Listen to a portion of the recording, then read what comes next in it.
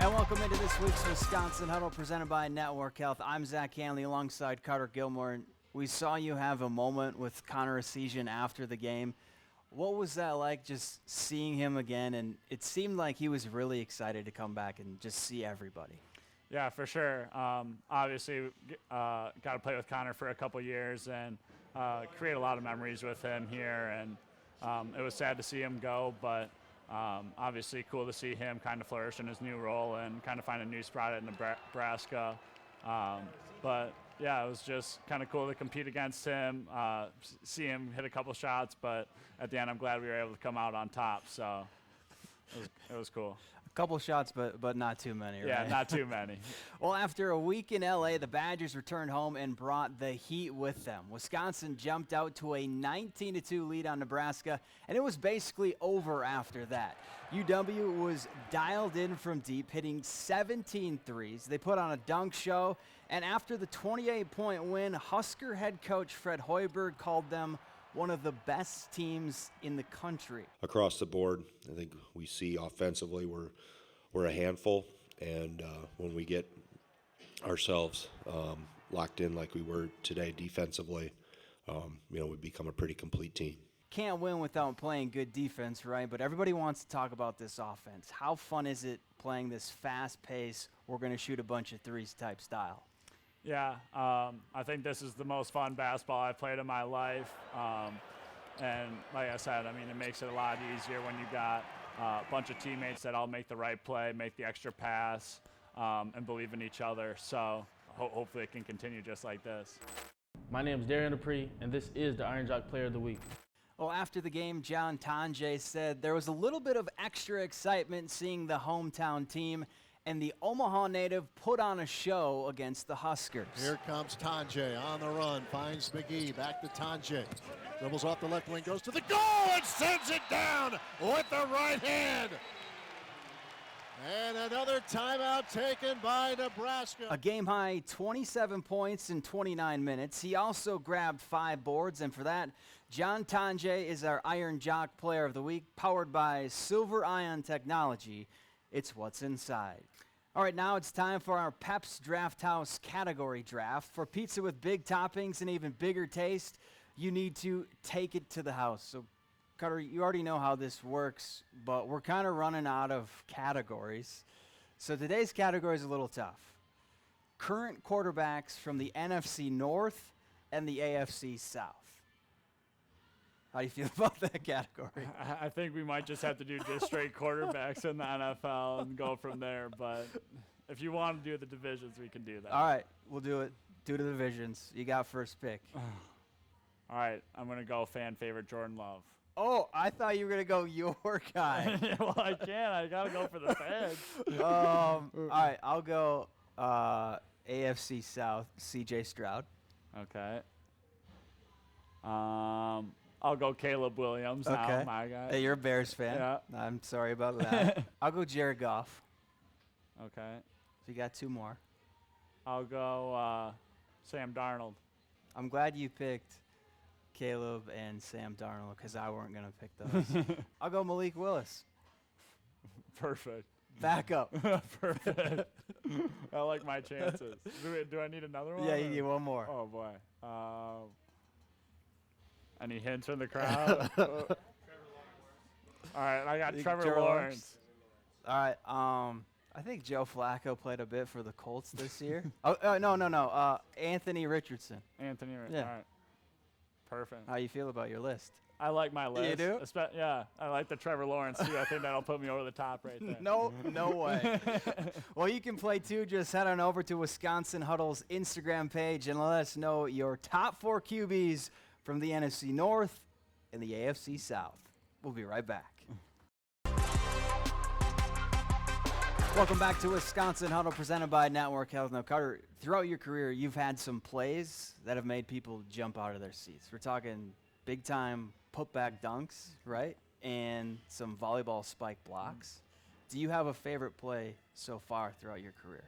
I think my putback dunk against Virginia down in Florida is definitely That was one-handed, right? Yeah. That was my favorite for sure so far.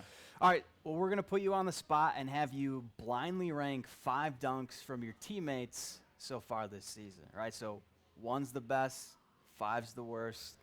You ready? I'm ready. Flips to Crowell, top of the circle. Crowell whips it to Janicki. Outside left, looped it inside. Crowell open low on the left to the rim. Slam dunk! Steven Crowell with the flush. All right. Not feeling it? No? Yeah, love Steve, but I'm going to go for a 5 on that. 5? I'm going 5 on that one. Donaldson, his pass knocked away by Tanjay. John runs it down. Tanjay to the goal, slam dunk with the right hand. Oh, goodness gracious. I'm going to go 3 on that one. 3? Yeah. So Big Steve 5, Michigan slam 3. It's a Sejan dribbling right wing, and his hand off to Williams, disrupted by Janicki. Jack on the run down the lane to the rim, and he sends it down. Oh, Janicki, the steal and the dunk. I'm going to go that one at 2. That's 2? Yep, that's 2. So we for got me. 1 and 4. Guard now is trapped, needs some help, finds Hunter, flips to free tag, low on the left, goes up, slam dunk! First career points on a dunk from Daniel Freitag. That one was pretty good, but I'm going to give that one a 4. Okay. So this has to be 1. Yep. What are you hoping for? John Tanjay reverse dunk. Kamari McGee throws to Amos, quick pass to Tanjay, driving on wide, baseline right, reverse slam dunk! Oh my goodness! John Tanjay with attitude. Yeah, I'm taking that at 1 for sure. All right, how do you feel about your rank? Would you switch any? No, I think that's about how I would do it. I think Tanjay's against Michigan might beat Jax a little bit, but it being Janicki and who he is, I definitely like that one at 2 for sure. Did you think Janicki was going to get up and slam that down?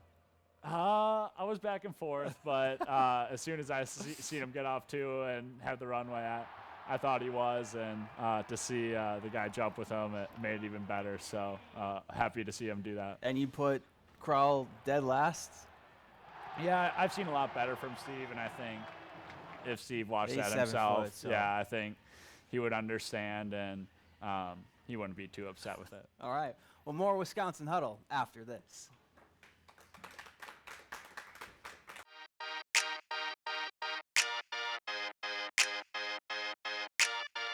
Olympic sport I would like to try, breakdancing. Yeah. I try breakdancing for sure. I'd want to try track maybe. See how that feels a little bit. I don't know what in track, whether it be hurdles or running, but try something in track. Handball. My mom always told me I should have been a handball player, but it's too late now. But I think I'd be a good handball player. Snowboarding. I'm a big Shaun White fan. I've always liked the X Games and that type of thing. So like snowboarding. I know I'd be no good, but I'd get down that ramp a couple times though. I think bobsledding. I think that has always just kind of been a fun little sport that I've never got to try, nor do I know if I'll ever be able to try it. So I think that would be one sport that I would want to. Oh gosh, I have no business competing in any of those. Swimming. I feel like if I started at a young age swimming, I got big feet and like long levers, I think I could be pretty competitive, but not right now. Well, Wisconsin's in the middle of a stretch where they're on the road more than they're playing in the friendly confines of the Kohl Center. And let's take a closer look at their next road trip and this week's Network Health game plan for UW. The Badgers are making the short trip to Evanston to take on the Wildcats on Saturday. Wisconsin has won 9 of the last 11 in this series, but Northwestern has been tough at home this season. They've already knocked off a ranked Illinois team and Maryland at Welsh Ryan Arena. Now, home or away, though, it doesn't matter to Greg Gard. His guys will be ready to play. We're flying around on a private chartered plane. We'll have some nice box meals for us, I'm sure, Tuesday afternoon when we fly to Maryland. Stay in a good hotel. There's much more difficult things in life that you could be doing than changing time zones playing basketball. So I don't make a big deal out of it because I don't think it's a big deal. Go play where they want us to play next. All right, we'll be there. Obviously, you love playing at home, but if you had to pick the best part about playing on the road, what would it be? I think for me, the food. When you go on the road, I mean, you get unlimited free food, and you get steak and chicken and the full buffet. So that for me, I think, is my favorite part for sure, is to have all those meals given to us. So I like that, and then also just being around all the guys to kind of be around in the hotel and hang out, whether it's down in the study room, we're all getting our homework done, or just hanging out in our rooms. Right around this time last year, you guys went on a slide to close out the regular season. Why is that not going to happen for this group this season? Yeah, I mean, it goes with my theory that I've told Coach Gard that I think the Thanksgiving and the winter break, that's when we're at our best with no school. So as much as we can get the no school, that's when we play better. But I think that's something Coach Gard talks about, is just kind of play with a lead with school. Obviously, when you got these classes and all the homework, your mind can start to wander, especially the younger guys who in transfers, who it's their first time coming through here. But I think we're blessed with the older group and a more mature group that is able to handle all their responsibilities on and off the court, and just stay together as a team. All right, more Wisconsin Huddle after this. And welcome to this week's Wisconsin Huddle Unleashed. I'm Zach Hanley alongside Kamari McGee, and we're going to play NBA hoops.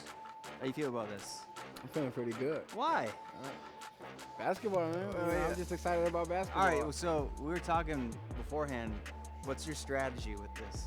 Oh, I'm shooting with both hands. You got to get up more shots than the other person. When's the last time you played something like this? Probably a couple months ago. Really? Yeah. All right, I do not like my odds. Yo, it's okay. You know, I'm still a little rusty. Wow. Okay, maybe not. I'm gonna just go one hand on these ones. Really? All right. So we talked about that 50% from three. This is like 85, 90%. It ain't even counting it. I'm still at 0. See, I'm even trying to distract you and nothing's working. It's like you're at the free throw line. I'm in the zone. I don't know. I should have been counting in my head. Oh, I'm going? Let's see if it's going to count yours. I hope it does. Oh, well, I got to make one first. Any pointers? Don't look at me like that. Come on. I'm just trying to see if it's going to count them. I'm trying to. Yeah, you got to give it a little more flick like that one. You know what? There. I got this sweater. I got this button down on. It's not You know, I dressed because, fashion. I wanted to, show some fashion. I wasn't planning on playing hoops.